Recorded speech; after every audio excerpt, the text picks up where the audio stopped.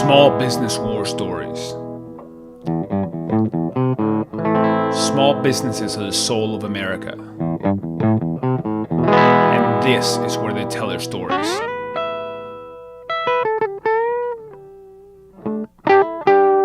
I am your host, Pablo Fuentes. Hey, lovers of small businesses and good stories in general. Welcome to episode 110 of Small Business War Stories. And today I sat down with Brett Hickey, who is a co-founder of Moontower Matcha. We had a great conversation about how he's starting this beverage company. But one of the really cool parts of the conversation is we touched upon something that we've never really gone over in this podcast before, which is, as a small business, how do you relate to social media influencers? Meaning, how do you contact people who are potential ambassadors for your brand? How do you work with them? And Brett had some lessons and some learnings on that front that are really, really valuable. As well as also, if you're interested in ever starting any sort of a food or beverage company, there are a lot of things that he shares about what it means to get started and like some of the battles that he had to win and some of the obstacles he had to overcome. Like initially he wanted to do something and he needed such a high volume that he had to reset. And I don't want to take away his thunder, but it's a great story. Without further ado, let's get into today's episode with Brett Hickey of Moontower Matcha in Austin, Texas. And we are live here in beautiful Austin, Texas. And today I have the pleasure and honor to sit down with Brett Hickey, who is the co-founder of Moontower Matcha. Welcome to the show. Hey, thanks for having me, Pablo. Yeah, it's good. It's good to see you. And you are one of my colleagues from Atomic Athlete, which is one of the gyms here in town. We've had quite a few folks from Atomic on the show. But yeah, it's awesome to have you here. Yes, love Atomic, and love connecting with you outside of the gym as well. Awesome. So let's talk about, you have a really unique, and we have some cans of it right here. It's called Moontower Matcha. You have a really interesting business, and I mean, maybe let's go into, first of all, what is matcha and how did you get started with this? So matcha is a green tea, okay, but instead of brewing the tea and discarding the leaves, it is stone ground, so you're drinking the whole leaf dissolved in water. Okay, stone ground. So you basically got it. So you don't throw away the leaf, and there's like special properties or special things about this drink because you consume the leaf. Yes. Matcha is pretty unique. So one of the things about matcha is that they take these green tea plants and they're covered in shade the last couple weeks of growing, and that makes them really struggle for survival in sunlight. As a result, the plant ramps up its antioxidant production to survive. This ingredient called L-theanine, which is what gives matcha its sweet taste, but also it's like clean, long-lasting energy. Ramps up chlorophyll production, that bright green color that it has. Okay. So it's grown uniquely. That gives it a lot of its health properties. Awesome. But besides that, as a result, you drink that whole leaf, you're getting a little bit more caffeine than regular tea. You get 10 times the antioxidants of regular green tea. Okay. And then you get that theanine, that's that long, smooth caffeine. Rock and roll. Yeah, I actually do drink matcha sometimes because, for me, I find that it has a smoother curve, if you will. Like coffee kind of like spikes you up and spikes you back down, whereas matcha tends to have like a smoother curve throughout the day. Yes, and I'm a huge fan of coffee too, but maybe later in the day when you've had your coffee, you're done with it, you want something that's going to give you that boost in the afternoon but not keep you up all night or leave you falling off that cliff. Matcha is a great option for that. Makes sense. What inspired you to start this drink company? So for the inspiration for this, I'll take it back a little bit to about my story. And I started nutrition stores. Okay. And I had those for 8 years. And I sold those, and I knew I wanted to get into making my own products. I saw a lot of products come through the door. And there's a lot of products that I felt I could improve on and bring a really high quality product to people. And I want to make products that solve problems. So my first kind of jump into that was a protein bar. Okay. And that company is called Terra Bar. Yeah, I know. I've had your bars because you sell them at Atomic, right? Yes, yeah. Awesome. So the protein bars were the first product, and then my brother's in finance, Okay. and I'm in the nutrition area, and it was always kind of what product do you need to get through your full workday, and we came together on this product, which was a plant-based protein drink. That's just the broad category that it's in. And that's what you brought me an empty bottle of it here. It's called Merit, right? Yes. Okay, so that's where you started. This was your first, product, if you will, in the drink category. Yes, we really wanted to get in the beverage space. Yeah. So he wanted it for his days when he goes from a morning workout straight to work, didn't want to deal with breakfast, or he wanted something in the afternoon when you got to work through lunch. Yep. This was his product. So we came together on this. Ultimately, we spent about a year and a half trying to get this product made. Really high integrity of ingredients, clean label, so no preservatives in there. We ended up finding out that the product we developed there was no one who would make it for less than 500,000 bottles That's a lot of bottles. per one flavor. Wow. Yes. So give me some context here because I've never started a beverage company. If you're first getting started, what kind of production runs are you looking at what's a reasonable amount to start with? So the lowest is usually like 20,000 bottles of one flavor. Yeah. But it goes up from there. But this specific process, there's only a few facilities across the country that do it. It allows you to not use preservatives, and that process required 500,000 bottles or more. And it was prohibitive. Yes, or it was 2 million a year, 2 million bottles a year. Okay. So, without distribution and without prior customer base, it's very difficult to do. That seems like a chicken and egg problem. How do people solve this problem? Like, what do people do? I'm not sure. If I would have tried, we ran that beverage so many different ways. We sent samples to different processes. We went all over the country, outside of the country. We went down every rabbit hole we could to try to get this protein beverage to market. Yeah. And in small enough volumes that we could handle. Sure. So as a result of that, we were kind of like, we need a beverage. We need a product. This doesn't count unless you have a product. And my brother went to Japan, and it was part of his honeymoon. And he came back and he was talking about matcha. And I knew about matcha from the health benefits of it. I had been drinking it for years, just as a nutrition fan because of its health properties. And so it kind of hit us. We were like, that's what we're going to do. We're going to make matcha. So the difference between the feasibility of bringing the matcha drink to market versus this other Merit drink is that matcha you could do smaller runs? Yes. Okay. And the protein beverage is a totally different process where it's very much out of our control. Okay. It's these facilities are out of state and they're very large. With something like the matcha, we knew we could, everything we learned from the year and a half of developing this beverage, whether it's about shelf stability, about where to source our bottles or our cans and our ingredients, we learned all these suppliers over that year and a half, and we knew that we could make matcha here in Austin. Okay.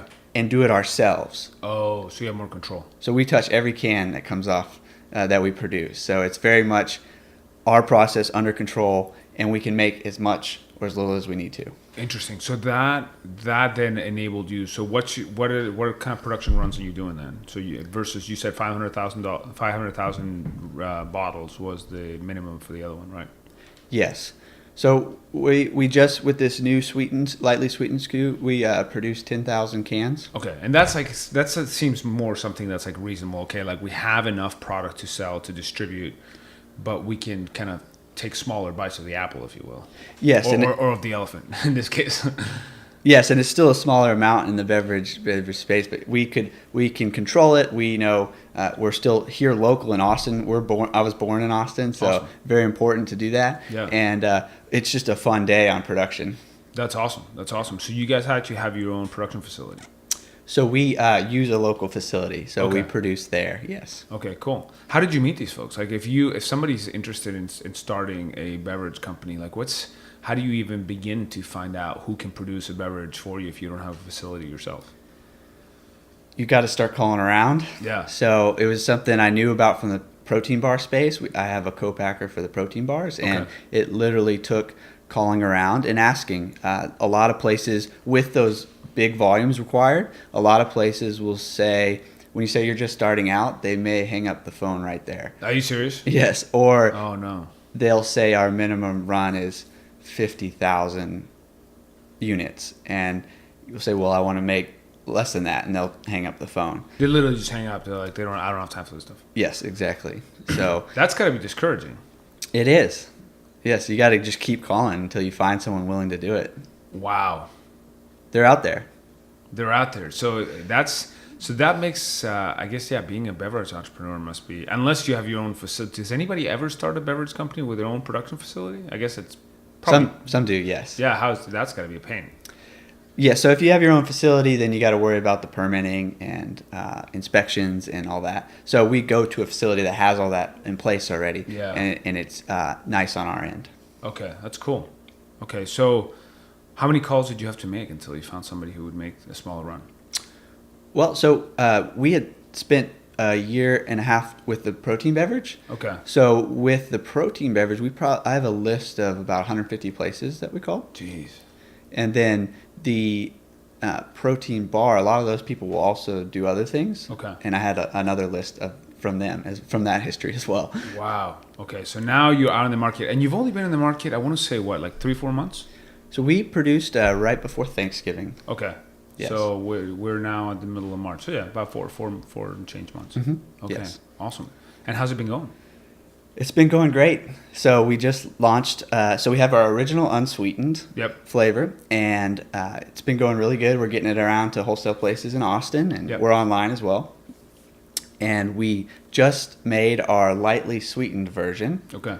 And so what we did with that is we want something that if you don't like that earthy, just natural earthy sweet of matcha, Yeah. this one's just lightly sweetened with a little bit of monk fruit.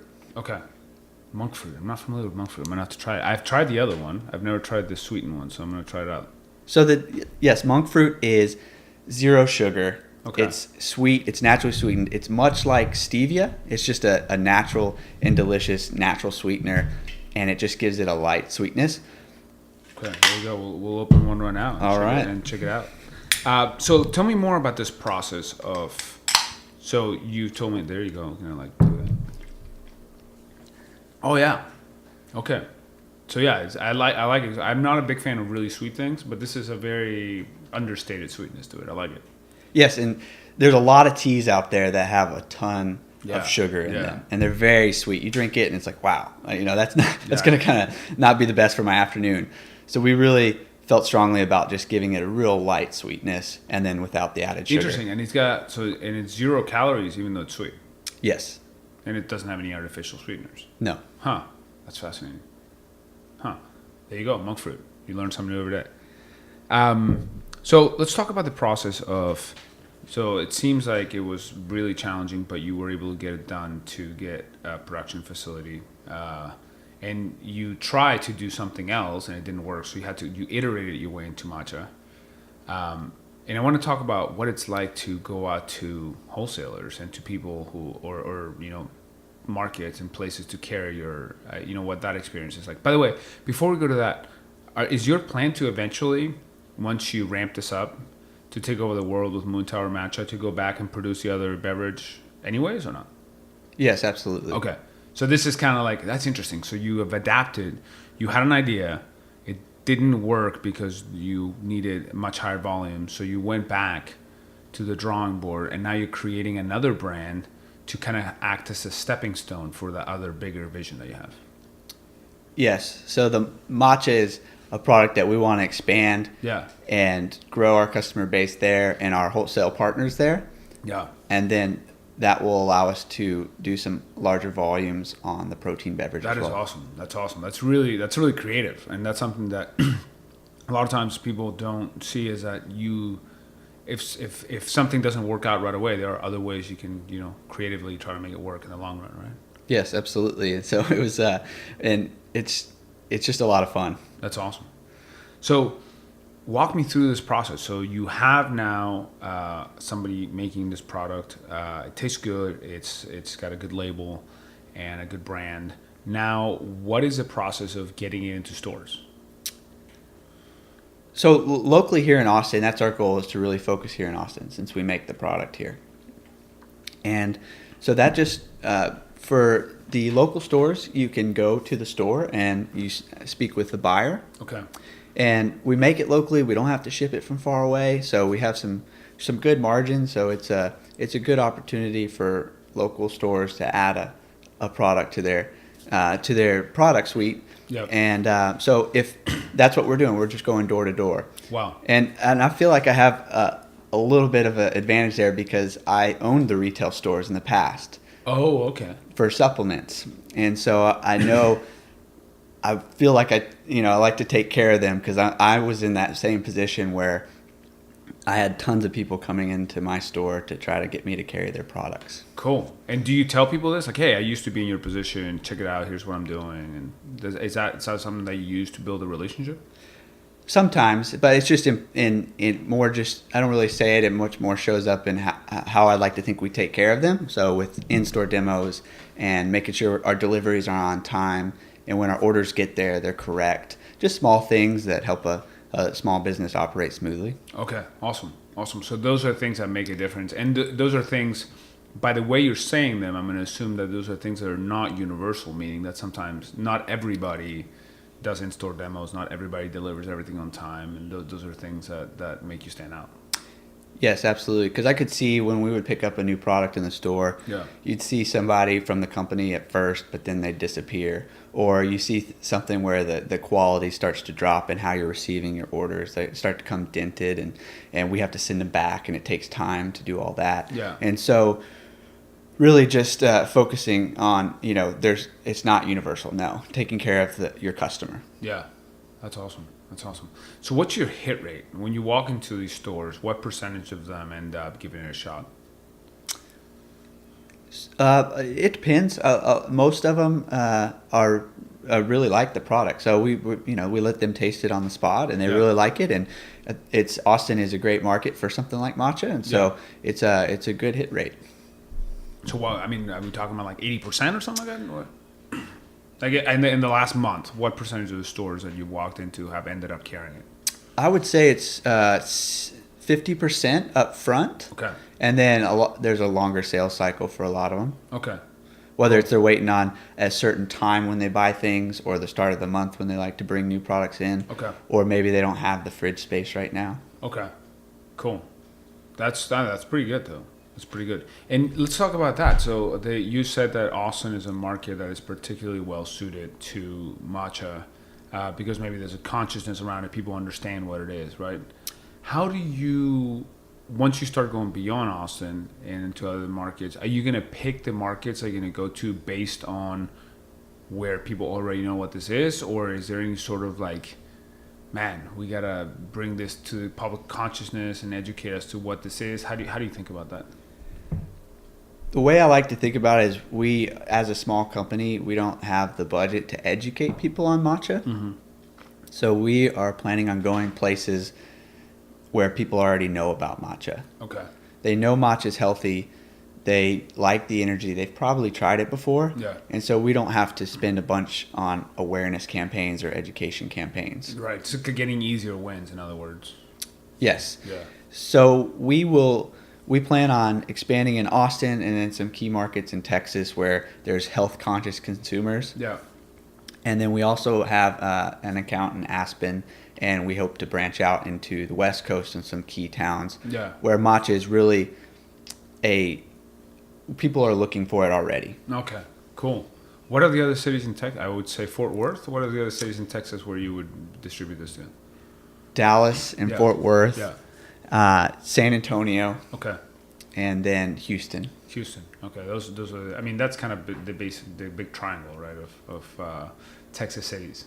Yes, and we're yet to find this out, but I hear that if you go out into some areas of Texas, health products don't do as well, and there's just different areas that are looking for certain products compared to others. Makes sense. And you're still running your protein bar company. Yes. Okay, so let's talk about how this all fits together. So you're producing and distributing your protein bar, and you have your matcha beverage. And based on the conversations we've had in the past, you're kind of thinking about this as like a multi-pillar strategy where you want to build individual brands, right? Can you tell me a little more about that? I believe strongly in no line extension. Okay. So a book that I read and really just gravitated toward is called 22 Immutable Laws of Marketing. Mm-hmm. And in there it says that line extension kills your brand. Okay. So Moontower Matcha is matcha tea. We won't have a Moontower protein bar. Okay. There won't be a Moontower healthy snack. It's going to remain matcha tea. Yeah. Who wrote that book, by the way? I'd love to read it. Al Reese Okay. is one of the authors. There's one other author as well. Cool. So it's a perfect example of that would be Red Bull. Okay. One product. They have a couple flavors now, or Tito's vodka is a great example. Right. Just vodka, unflavored. So that was the kind of the setup for everything. And so I'd want to make more healthy products Mm-hmm. in different categories, but they'll each be their own brand. Okay. So that's why I set up Terra Bar, Moontower Matcha, and then we have our plant protein beverage. Right. And are there other things that you want to do down the line? Yes, there's a. Can you give us a little bit of a sneak preview? What are the other things that you're cooking up in your in the background? There's a fourth brand that is complete and formulated, but it doesn't have a name or a packaging. Okay. It's in the superfood powder space. Superfood power space. Powders. Yes. I was like, okay. I was like, powder. Okay. Got so it. Not Superfood supplements. powder.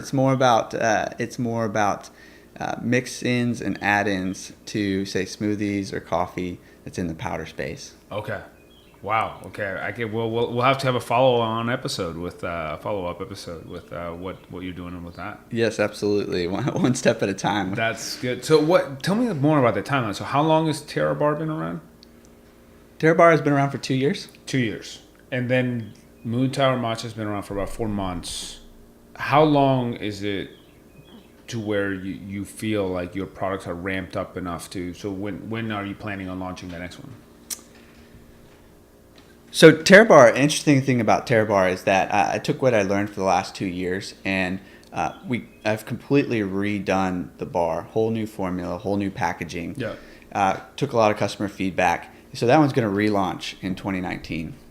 Oh, okay. Interesting. New flavors, new packaging, okay, new formula. But still Terra Bar. Yes. Yeah. And then the matcha is our main focus right now to really grow that. So there's no timeline on the other brands. Okay, you just kind of have that in the back of your mind as like when the time is right, this is what we're going to do. Yes. Okay, awesome. And most of your days now are spent going around to people. So what's your day like today, for example? I mean, it's early morning now. Are you going to be going out and about to merchants? You have a truck full of matcha out there, and you're going to go out and be like, hey, I'm Brett. I do have a car full of matcha, yes. And the model I like that my brother and I have kind of set on as a startup here is 80% sales. Our time should be spent 80% of the time on sales. Okay. So all the other things don't matter if you don't have that sales Sure. and that revenue. So once you have a quality product to distribute. Right. So we spend most of the day on sales, going to locations or reaching out to new locations. Yeah. And then I'll spend some time today packing and shipping some online orders. Okay. And then we are making a push to get on Amazon. Okay. Now. That would be a big deal, right? Yes, and we hope so. And and so working on a lot of the copy and things that will go onto our Amazon site. Cool. Very cool. So interesting. So you're packaging. So you talked about online orders. So you also sell direct. We do, yes. Okay. What percentage of your sales are direct right now? Direct right now is not a lot. Okay. It's much more wholesale partners. Okay. So we focus mainly on wholesale. And then for 2019, we have some Google ads that we're going to plan on as part of our advertising strategy. Yeah. We'll have our Amazon presence. Yeah. And then we just started up some social ad spend. Okay, so on Instagram, things like that. Yes, so we'd love to drive more sales online as well. Okay. Is that ever a conflict where you? I mean, this is a question that's come up in many, in the over 100 episodes we've done. A question that's come up before, where is there a conflict when you're trying to sell through stockists or through stores versus selling direct? I guess it depends on the product, but do you ever find there's a conflict with that or not? Conflict with like our retail partners? Right. So that was something I always wrestled with at the nutrition stores. We have products, and these products are available online too. And so the way we kind of would like to think is, A, we're only in Austin right now, so it allows other customers to reach us outside of Austin. Makes sense. And B, we only sell in 12 packs online. Okay. So it just, with beverages, they're heavier. It just doesn't make sense to ship less than that. Okay. And so at all our retail partners, you can go in and pick up 1 can at a time. Makes sense. Okay, so there's a little bit of a different use case for that. Yes. Okay. Very cool.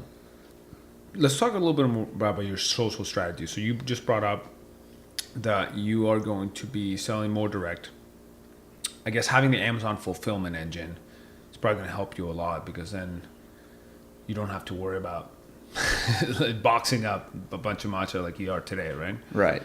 But how are you thinking about your strategy to reach customers on social media? We do some influencer outreach. Okay.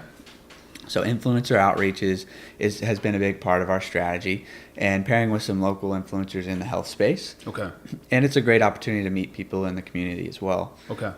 But our social strategy with ad spend is just to really just get people aware of us and start introducing them about our matcha. Okay. And the other thing is, part of our strategy is letting people know that it's ready to drink. So matcha, you can make it with a powder, but it's not something that you're going to bring to the office or something that you're going to have on you all the time. Yeah. And I have the powder. It is a little bit of a process to make it yourself.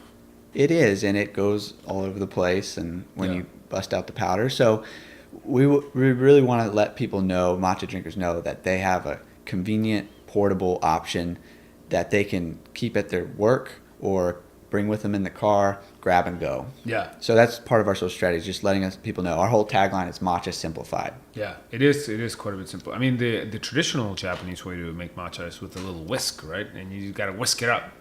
Yes, the whole ceremony, whisking it up. And I've done kind of an adaptation of that, a modern whisk, which is to throw it into a bullet blender with coconut oil and grass-fed butter, so almost like a bulletproof matcha. Okay. What are you using for your base? It's water. Okay. Water, grass-fed ghee, coconut oil, and matcha powder. Okay. And for 10 seconds. Now, it is a process. It's not as easy as grabbing a can. So there's definitely a simplified part with this. Yes, and when you're on the go in the afternoon, you can, and it's hot in Texas, you want that cold, refreshing matcha. Yeah, exactly. Because the water is hot. I guess you could do it cold, right? Is there anything? Do you have to make it originally when you brew the matcha? Does it have to be hot? I don't know that. We do. Yeah, Okay. we heat it. It doesn't have to be. Matcha can be thrown into smoothies, things like that. It can be enjoyed. But you bring out some of the flavors with the heat. Awesome. Let's talk about you brought up influencers, and this is like a brave new world of influencers where there's some stuff that can be really effective, and there's a lot of BS out there too, right? There's a lot of people with like fake followers and that don't. How do you, as you figure out what is your process, maybe for some of our listeners who have thought about working with influencers, how does that work? Like what does that look like? How do you figure out who do you want to work with? How do you figure out how much they get paid, and what's that process like? Right now, as a small brand, we're looking for really local influencers with not a lot of followers. What does that mean? Like, let's put numbers to it. 1,000 to 6,000. Okay.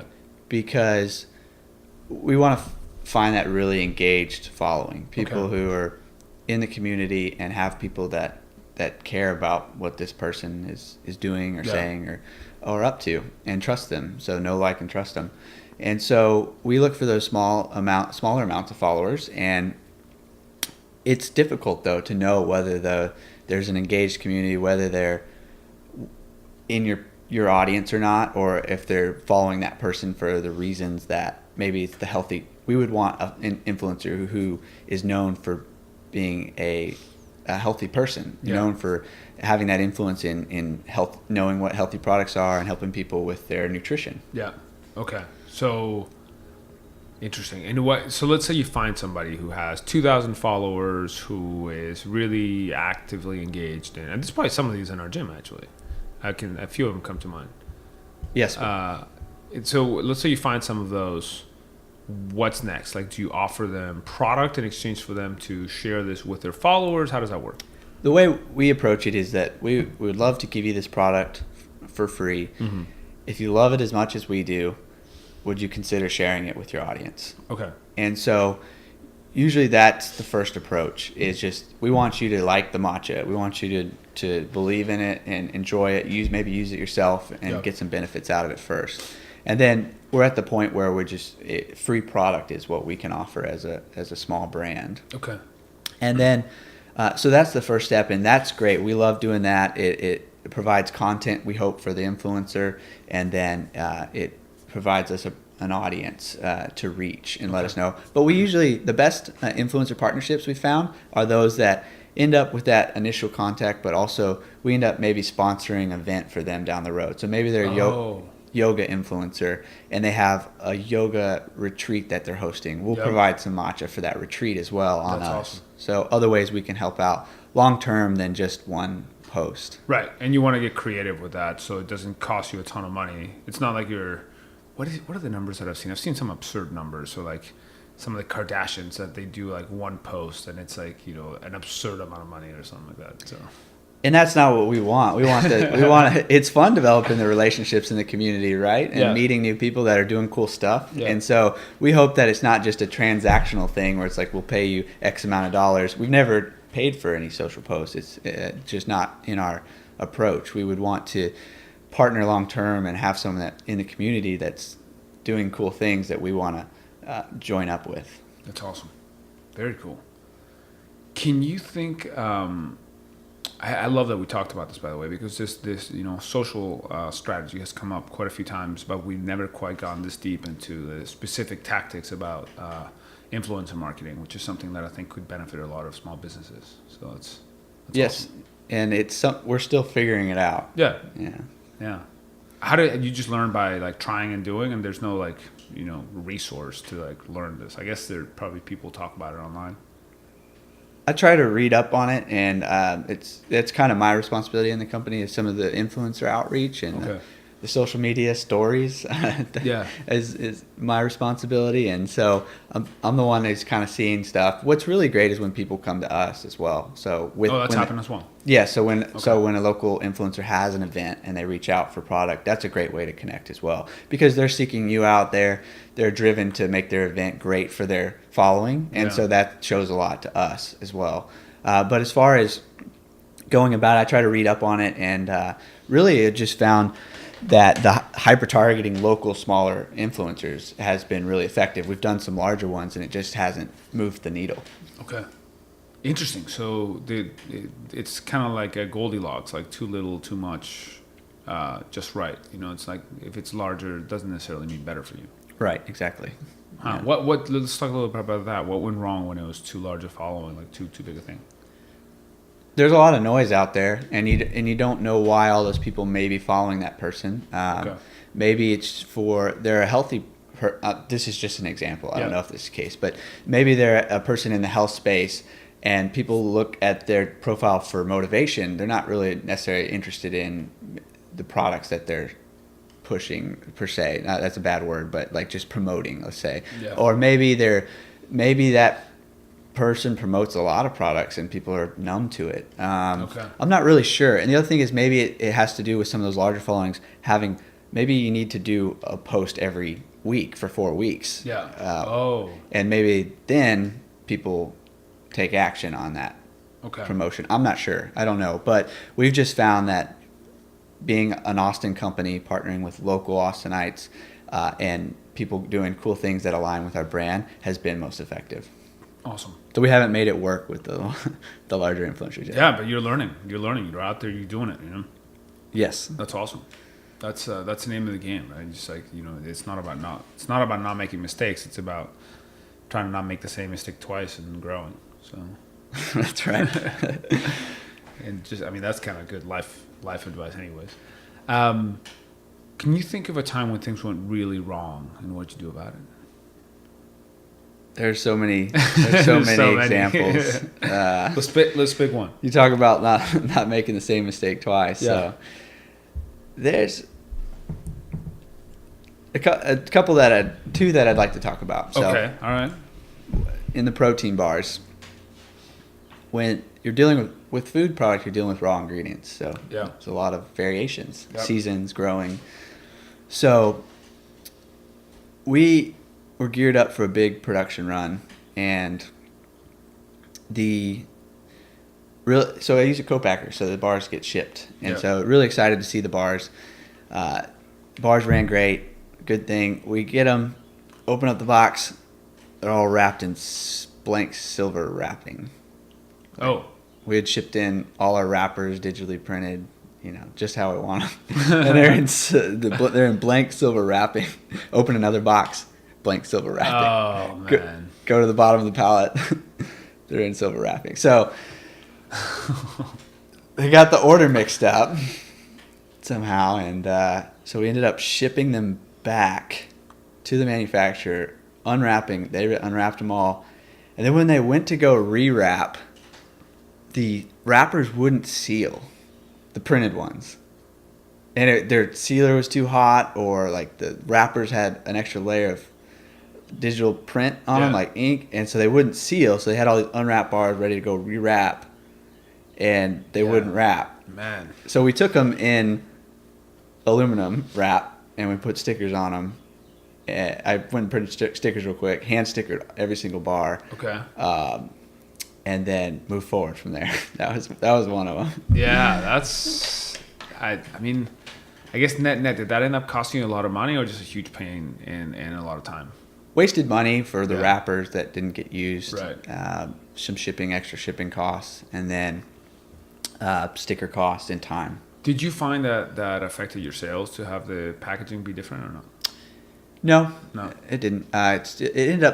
It ended up looking okay. Okay. It wasn't as obviously as clean as a digitally printed wrapper, but it still looked like it turned out okay. I mean, that sounds like a good adaptation, right? Like sometimes got to roll with the punches. That was it. Yes. So, and the other one was with the matcha. So we do not carbonate our matcha. Right. Matcha tea is not carbonated. It's very important. People have really liked it because they maybe drink this as something on the way to the gym, right? And they don't want that kind of carbonation heaviness. Yeah. And so on our first run, we didn't quite get the pressure in the cans right. So we ended up with quite a bit of cans that were like soft and crunched in. This one's got good pressure. Yes, yeah. The new ones do. Yeah. We fixed it. Okay. And so huge bummer. We didn't find out till after the run was done, just because the pressure changes, and you put them in a fridge, and they're cold. Cold does different things with pressure. So we found out after the fact that they got a little soft, and just not the best for a can. And so we waited on a new machine to come out of California for this next run. And we searched all around the country for it first to find one, but we ended up waiting on one coming from California that was made for this, and arrived in Austin, and we canned the next run. So did you have to buy the machine? No, we worked out a deal with our manufacturer. And they bought it. Yes. Okay. It's interesting because those are tiny little things that I would not think about, but they probably do affect consumer perception of your product. If they grab an aluminum can and it's too soft, it probably makes people think something's weird. Absolutely. And it's perfectly safe. It's just not the best presentation. Wow, that's really fascinating. Because this one feels quite firm. So that's I mean, these are the little things that you probably never thought that would be something that you have to deal with, right? No, not until after the fact. It's fun. At first you're like, uh-oh, what am I going to do? But it's fun figuring it out. And so did you end up... Oh, sorry, go ahead. We've moved past it. Yeah. We got it solved. So you still sold those first, the softer batch of cans? No, we didn't. You didn't? No. Oh. They were just considered... We had a lot of cans that were good. Yeah. And then we had a good amount that were crunched in. Yeah. And so we those are not going to make it to shelves. Not gonna make the shelf. You have a full fridge of perfectly good but somewhat soft cans in your fridge right now. Yes, I do. So that's my personal matcha supply. There you go. Love it. Save the nice ones for the customers. I love it. Love it. What is the number one piece of advice that you would give small business people as they're considering? Either somebody who's running their own small business or somebody who's maybe considering setting it on their own. Keep learning. Yeah. Always be learning, and then keep pushing. Yeah. So, and I say that just because the drink turned into matcha, and the cans were dented, but we found that machine that's going to keep moving forward. So Yeah. I feel that's an important part of running a small business. Yeah. And just not getting complacent or set in something that's working, because it's going to stop working. It's either your small business is either growing or dying. Okay. That's interesting. Okay, I love that. Keep learning, and sometimes it's happened to me that you need to learn something, and you go into it, and it seems so daunting and overwhelming, and you're like, oh, I'm never going to be able to get this, and then you just kind of sheer force of will, just sit there and keep trying to figure it out, and eventually you look back on it like, oh, that was so easy, but when you have it in front of you, it just seems so daunting.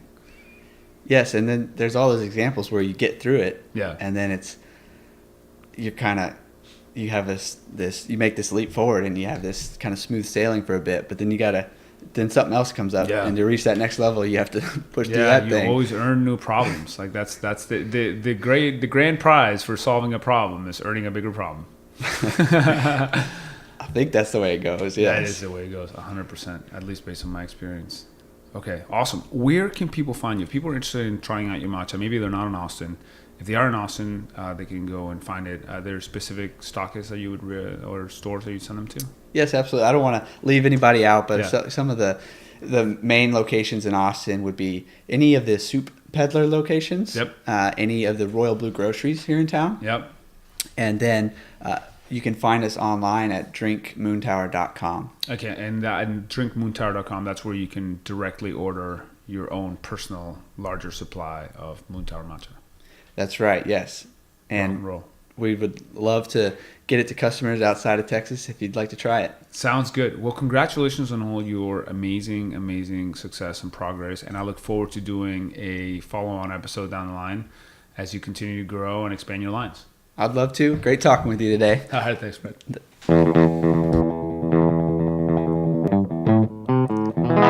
Small business war stories.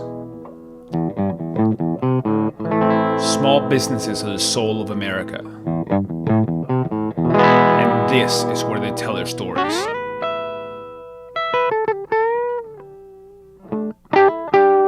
I am your host, Pablo Fuentes.